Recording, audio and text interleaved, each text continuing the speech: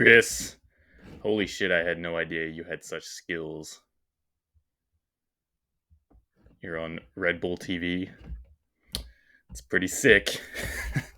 All right, bench press. See, bench just feels fucking impossible on the upper ranges these days. All right, well, let's take a look at it. I don't feel like this should be impossible to hit a 3x3 here.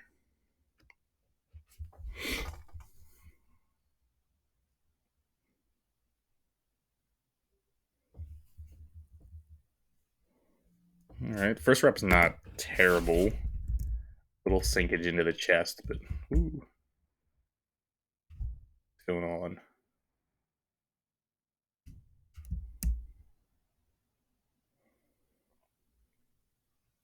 I'm also wondering why, as I get back to, I don't know how I jumped back to the beginning of the rep, but I can never remember this dude's name, but why Batman is giving you a handoff in the monolift. Because the whole purpose of these monolift arms is that you actually don't need a handoff. But I wanted to get down to here. There's a good, like, I would like to see that stay a little bit tighter to where it doesn't compress your chest quite so much at the bottom. Because it makes contact and then it squishes you a little further. And as it does that, it takes this little scoop at the bottom. And it really shoots, I think, pretty straight off the chest. Shoots pretty straight off the chest. And then does a little bit more backward motion right towards the top. Good God.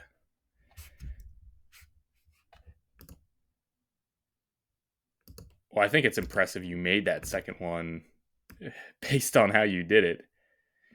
The second one you really let sink into you. Were you going into this like in trying to pause these, or were you going into them thinking about doing like some tight touch and go? Because this one, I don't know what happened in terms of like what you were thinking about, but the thing totally just. Let's watch it real speed. Because now I don't know. We're back to rep one. Yeah, that one totally collapsed on you. And you held it for a full pause down there. And then you were just so loose when you went to throw it back up, your shoulders slid up, and then it got real tough.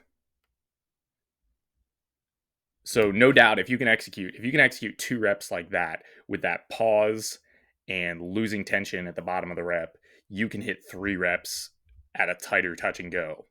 So, I mean, we need to keep your chest up better at the bottom.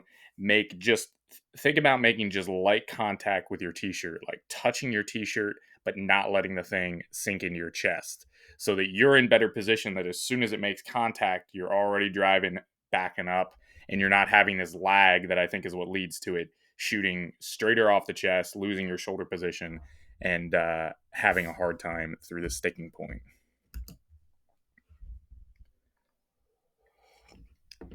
But I'm curious where your focus was too. Like what you were thinking about trying to do.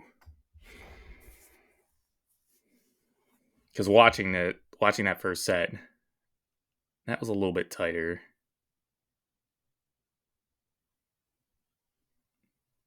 That was a little bit tighter too. But you really, I mean, you can gas yourself on like if this was your set 1 and you hit a rep 2 like that, I mean, you can really gas yourself doing a rep like that because it's just so fatiguing. All right, incline dumbbell bench press. Forgot to take video. These weren't all that bad. All right. And do you feel like they were, I'm assuming the 160, 150 set was not super close to failure if you're able to hit 12 maybe. So if that's the case, we probably don't need to do as the 10% drop is like a starting place. But if you drop 10%, even though 180 might have been kind of close to failure like we want, and 160 and 150 are not, it probably just means we need to drop a lower percentage. So we could try 5% next time and do the same thing.